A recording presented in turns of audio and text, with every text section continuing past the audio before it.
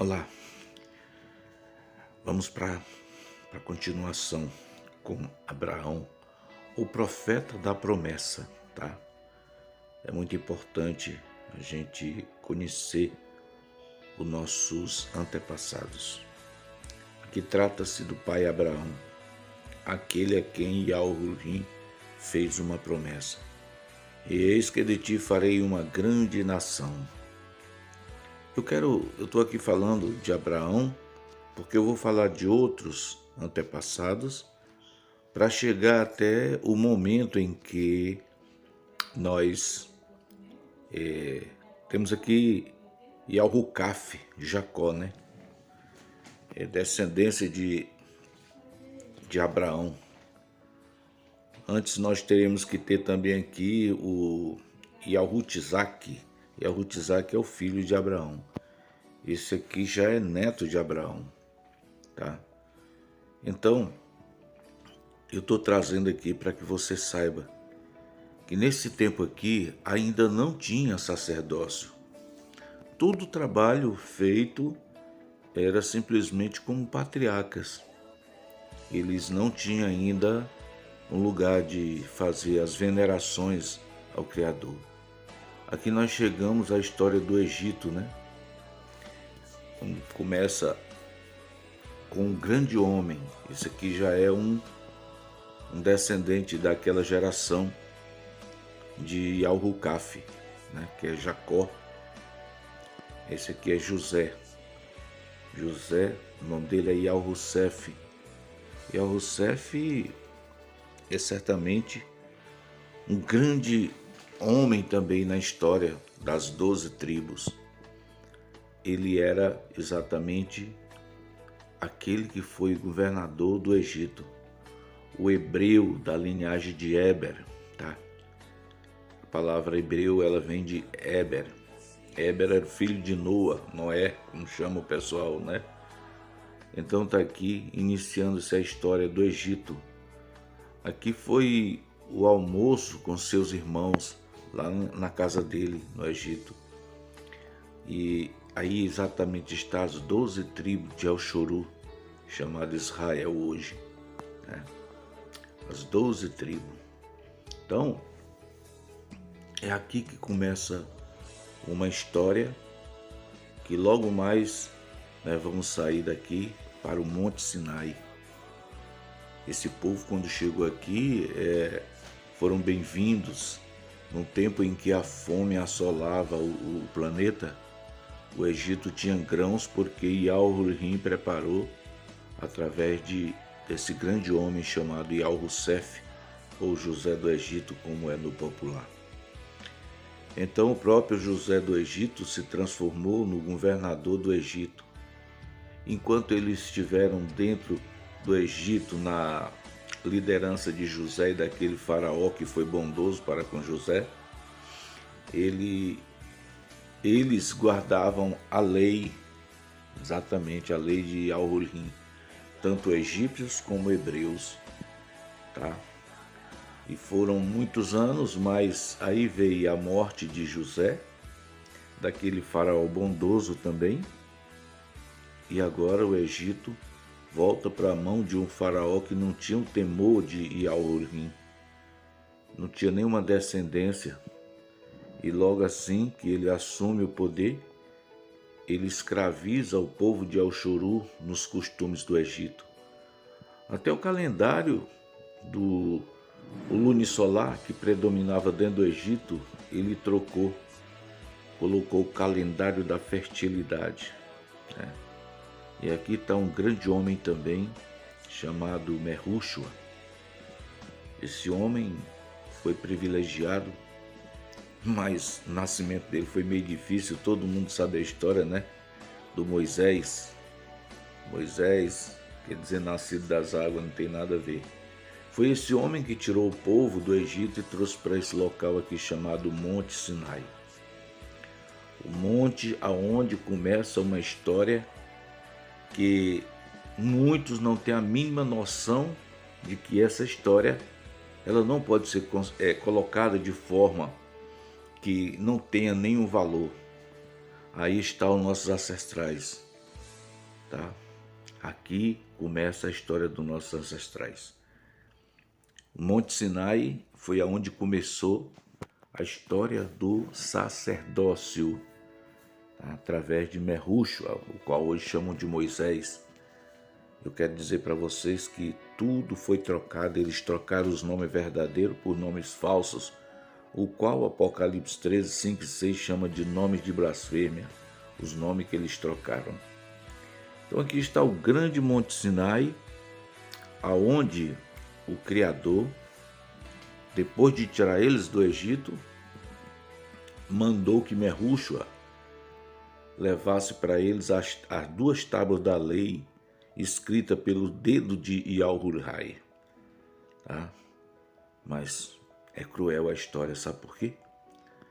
Porque o povo do Egito estavam todos maculados. Aliás, o povo de Alxoru estavam maculados com o costume do povo do Egito. E eles não se aperceberam para a lei de Al-Hurrim. A primeira coisa que Merrushua fez ao ver eles embriagados nos costumes do Egito foi exatamente quebrar as 2 pedras que o Criador havia feito para que aquele povo observasse seus mandamentos e vivessem por eles. Que triste. Quando Merrushua viu, teve a sensação de que eles adorando aquele bezerro de ouro e vivendo a festa de carnaval, que era a festa do Egito, Merrushua disse, não tem jeito, esses mandamentos ele não quer. Eu vou ter que voltar lá para ele fazer outro tipo de mandamento, porque esses aí eles rejeitaram. Olha aí como eles estão adorando exatamente do mesmo jeito que adoravam no Egito. E assim quebrou as 2 tábuas, as 2 pedras da lei. E depois ele foi premiado pelo próprio Al-Hurrim. Disse, agora tu vai cortar as pedras e traz para mim colocar os mesmos mandamentos. Ele não muda, ele disse, eu sou Al-Hurrim, eu não mudo. É nós que temos que mudar, é nós que temos que sair dos nossos costumes tradicionais, mundanos. É nós que temos que fazer reforma. E assim começa a história. E já começou a história desse povo sendo mortos pelo próprio Al-Hurrim, lá no Monte Sinai. Começa ali uma peneira, porque o povo não queriam guardar os seus mandamentos e ainda por cima eles pisavam a pés. Eles desprezavam os mandamentos de Al-Hurrim.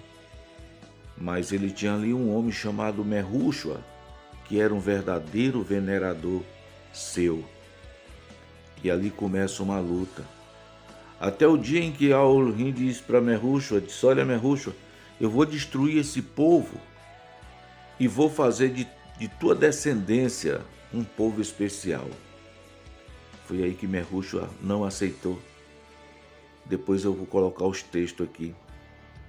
Merrushua não aceitou e assim Al-Hurrim disse para ele, tudo bem, tu vai conduzir esse povo, mas tu vai rodar no Monte Sinai. O Monte Sinai é muito grande. E foram 40 anos que Merrushua arrodeou o Monte Sinai com esse povo, até o dia que de longe eles avistaram a terra prometida. Se Merrushua tivesse aceitado o plano de Al-Hurrim, 40 dias depois ele estaria dentro da terra prometida. Como ele não aceitou, ele gastou o tempo dele rodando ao redor do Monte Sinai, é chamado êxodo, a caminhada, tá? 40 anos depois, Merrushua já estava bem adiantado em idade. Quando ele viu a terra prometida, e Al-Hurrim disse para ele, tu não vai entrar ali, porque o tempo dele havia terminado. E assim foi estabelecido que Yahushua, chamado Josué, assumisse a posição. Ele disse, sobe o monte porque tu vai dormir. Muitos hoje dizem que Moisés, não entrou na terra prometida porque ele pecou, porque ele bateu na rocha de forma que feriu a rocha. Não, nada a ver. O tempo dele se acabou. Para o Altíssimo tudo tem tempo. Então eu quero dizer para vocês que aqui nós vimos aí quando esse povo chegou para entrar na Terra Prometida. E nós vamos mostrar aqui algo que ficou para trás, tá? Nós vamos iniciar aqui o sacerdócio. Como foi o sacerdócio? Como foi gerado?